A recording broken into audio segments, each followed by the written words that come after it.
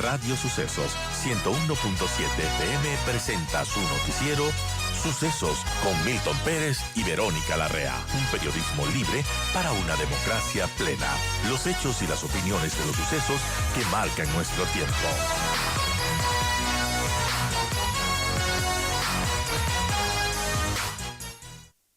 Y seguimos en el programa. Vamos a conversar en este momento con el gerente general del Banco Central, Guillermo Avellán. Señor gerente, gracias por acompañarnos. Buenos días. La noticia del fin de la semana pasada fue la venta o el inicio de la venta de la reserva o de parte de la reserva de oro que tiene el Ecuador. Se vendieron 241,000 onzas. La pregunta inicial es, ¿de cuántas?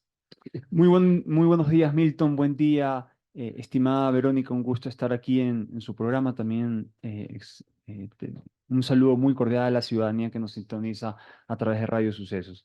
Efectivamente, el Banco Central llevó a cabo un proceso exitoso de recomposición de sus reservas internacionales, que implica básicamente convertir 241,124 onzas troy de oro monetario en 494 millones de dólares. Esto le permitirá al Ecuador tener reservas más líquidas, más estables y rentables, con el objetivo de poder garantizar dos procesos que son muy importantes dentro del Banco Central, para los cuales sirven las reservas internacionales. La primera es garantizar el circulante a nivel nacional y la segunda es poder canalizar los pagos solicitados por los depositantes del sistema financiero, como también de las entidades públicas, privadas y la economía popular y solidaria que mantienen sus recursos en el Banco Central. Este proceso se inició en febrero del 2023, cuando el Banco Central inició una asistencia técnica con el Banco Mundial. Posteriormente tuvimos otra asistencia técnica con el Banco Interamericano de Desarrollo en agosto del 2023, en donde ambas asistencias técnicas determinaron que Ecuador tiene una participación excesiva, excedentaria en su oro monetario respecto al total de las reservas internacionales. Solo para dar un contexto, Ecuador dentro de diciembre del 2023, la participación del oro respecto del total de las reservas internacionales superó el 40%. Incluso cuando las reservas alcanzaron su máximo histórico durante la administración del expresidente Lasso, que superaron los 9.400 millones de dólares, la participación del oro seguía siendo alta, de alrededor del 20%. A nivel internacional, de acuerdo al Banco Mundial, la participación promedio de la reserva de oro en relación a las reservas totales a nivel global es de 8%, mientras que Ecuador ha llegado a tener una participación durante diciembre superior al 40%. Por ello, el Banco Central presentó a su directorio, la Junta Monetaria, una propuesta técnica que permita recomponer la participación de los activos que conforman las reservas internacionales. Lo primero y bien aclarado es que entonces este es un proceso de un año, no es que la semana pasada se nos ocurrió porque lo anunció alguien del gobierno, sino el ministro de Economía, y porque claro, anuncian una semana y a la próxima ya se vende. ¿Qué eficiencia? Claro, no es así. Y es exactamente, le agradezco por la aclaración, porque lo que sucedió es que el Banco Central comunicó oportunamente a las autoridades, ¿verdad? Porque esto se concluyeron los estudios en el mes de octubre, noviembre, ¿verdad? Y se comunicó a inicio de diciembre acerca de esta operación por un tema de transparencia y también porque el único accionista del Banco Central es el Estado ecuatoriano, el gobierno nacional, el cual recibe utilidades cuando son auditados los estados financieros del Banco Central. ¿Quién compra el oro ecuatoriano o quiénes compran? Puede ser una pregunta bien ignorante, pero la hago porque prefiero pasar de ignorante a quedarme con la duda. Muchísimas gracias por la consulta, porque es importante también que la ciudadanía conozca que este es un oro que el Banco Central ha venido comprando en el transcurso de las últimas décadas.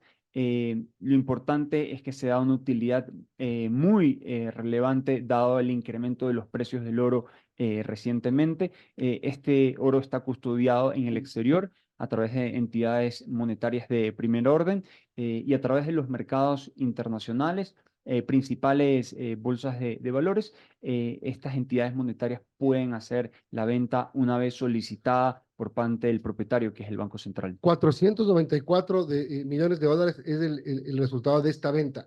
¿Cómo se distribuye esa plata y para dónde va? ¿Qué parte va a la caja fiscal para cumplir con gasto corriente o con compromisos? Es muy importante poder diferenciar dos procesos. Uno que está relacionado con la utilidad y el otro que es la conversión de estas 241.124 onzas en 494 millones. El Banco Central todos los días actualiza su nivel de reservas internacionales de acuerdo al precio internacional de la onza Troy de oro según el mercado de Londres. Entonces, dependiendo de eso, varía la reserva internacional. Ahora, dentro del patrimonio del banco se registra un precio que se llama base, que es un precio histórico, precio promedio ponderado al cual se compró todo ese oro y evidentemente ese precio está muy por debajo del precio internacional, dado que se han presentado incrementos muy importantes de la onza Troy a nivel internacional.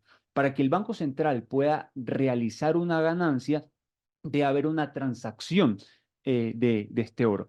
Producto de esta transacción, el Banco Central registra una utilidad de 292,9 millones de dólares, de los cuales el 70%, una vez auditados los estados financieros del Banco Central, irá al Ministerio de Economía y Finanzas, conforme lo establece el Código Monetario y Financiero, y el 30% permitirá aumentar el patrimonio del Banco Central, específicamente el Fondo de Reserva General. Y de los 252.9. de los 292,9.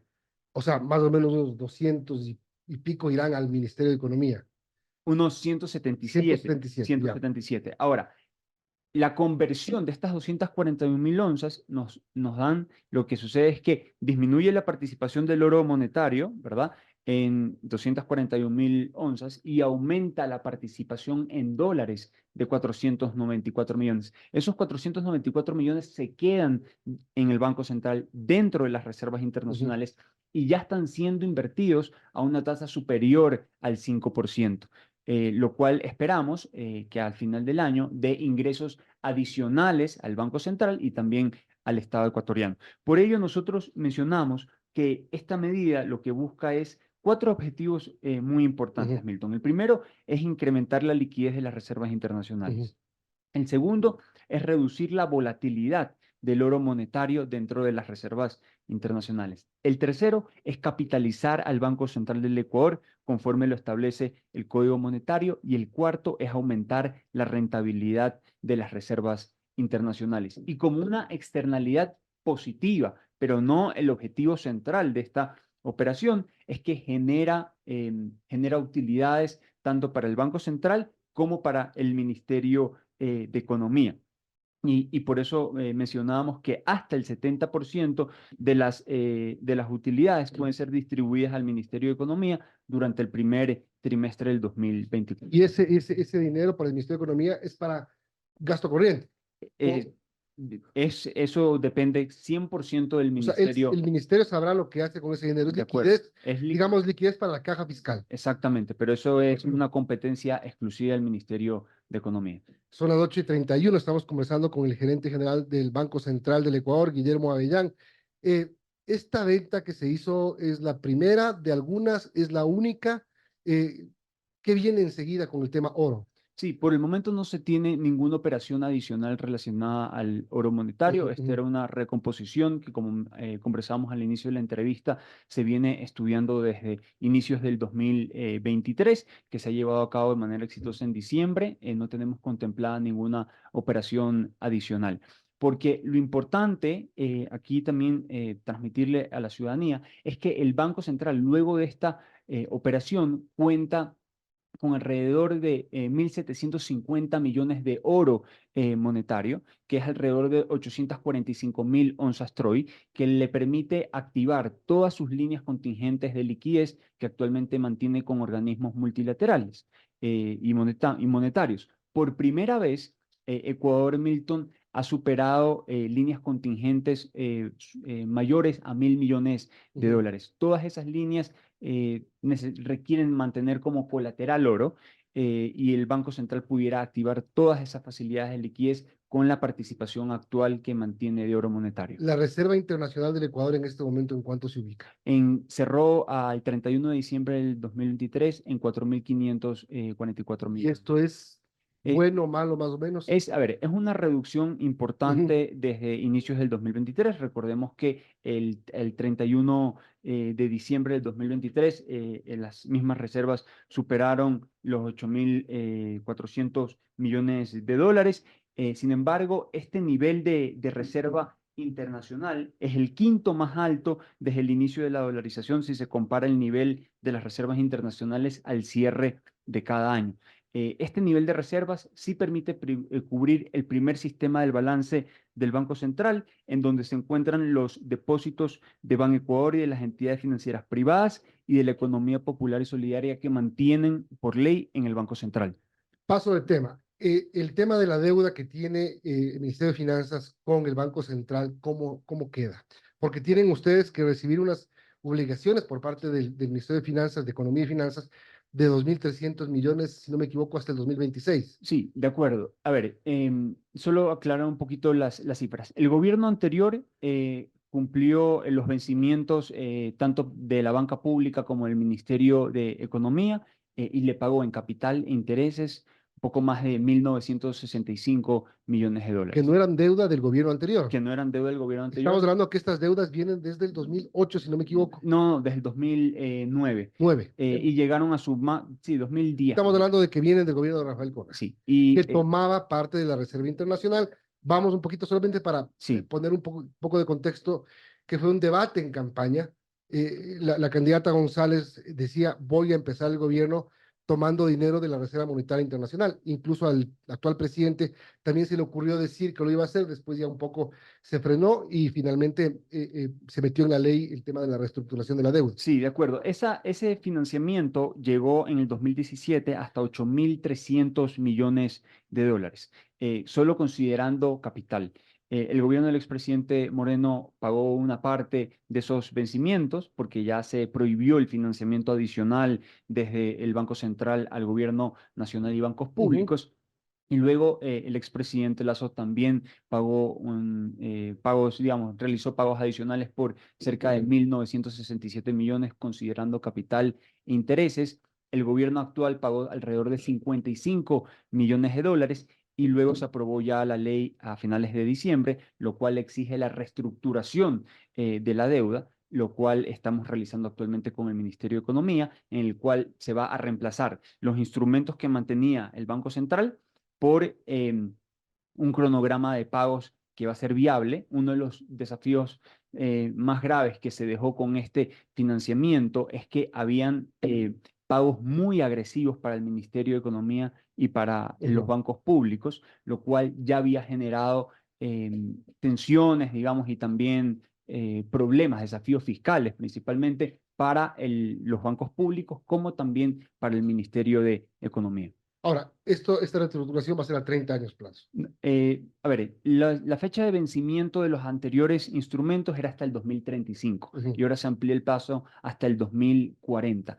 Lo que se busca es que exista un cronograma, digamos, más equitativo, porque lo que pasaba es que entre el 2021 y el 2025 se tenían que pagar cerca de más de 4.000 millones de dólares. Estamos hablando digamos, Eso no se va a poder cumplir. digamos, era un monto muy importante. Recordemos que el acuerdo con el Fondo Monetario fue por 6.500 millones de dólares. Entonces, era un monto extremadamente alto, el cual tenía que pagarlo un gobierno, o en este caso ya dos gobiernos, y lo que se busca es poder distribuir ese peso de la deuda que se generó en algún momento durante administraciones anteriores con el Banco Central de manera más equitativa en el transcurso del tiempo hasta el 2040. Bien, solo para terminar, gerente, sí. Milton, se me escapaba algo más. Parte de esta reestructuración no implica no otorga financiamiento adicional Ujú. desde el Banco Central al Ministerio de Economía. De esa manera Donde se puede meter más la mano. están resguardadas las reservas internacionales, la liquidez del banco y digamos, lo que se establece es un cronograma viable para que tanto los bancos públicos, son dos bancos públicos específicamente, como el Ministerio de Economía pueda pagar estas deudas, capital e interés al Banco Y Central. ese cronograma se está trabajando entre el Banco Central y el Ministerio de Economía. Efectivamente, y ¿Cuándo también estaría listo? ya dos contratos están listos, falta culminar un contrato adicional. Cuando ya estén listos, digamos, todos los contratos, vamos a tener mayor claridad de cuál va a ser el alivio financiero, cómo va a ser el reperfilamiento, porque gran parte de los términos y de los términos financieros ya están establecidos en la ley, pero vamos a tener mucho más claridad acerca una vez que estén firmados los contratos, acerca de cuál sería el alivio financiero para el gobierno nacional. Una última pregunta que tiene que ver con la perspectiva de este año de crecimiento del país, de inflación, eh, teniendo en cuenta que nuevo gobierno, nueva ley, digamos, tributaria, que algo de alivio le va a dar un poco al gobierno. ¿Qué se prevé? Sí, estamos actualizando la proyección de crecimiento económico, dado que el Banco Central recientemente inauguró una nueva metodología. Básicamente pasamos de una base fija, que era el año 2017, a una base móvil, acogiéndonos a estándares internacionales, luego de una asistencia técnica muy útil por parte de la CEPAL y del Fondo Monetario Internacional. Ahora se mide el crecimiento económico respecto al año 2018, que es, digamos, una estructura productiva mucho más reciente que la del año 2017. Vemos definitivamente desafíos en el ámbito fiscal. Se está evaluando todavía cuál podría ser las consecuencias de los fenómenos naturales dentro de la economía, como también los desafíos que se han presentado en el sector energético. Entonces, esperamos en las próximas semanas poder tener una cifra actualizada basada en esta nueva metodología de la base móvil. Bien, gracias al gerente del Banco Central del Ecuador, Guillermo Avellán, por habernos acompañado para explicarnos temas tan importantes para el país.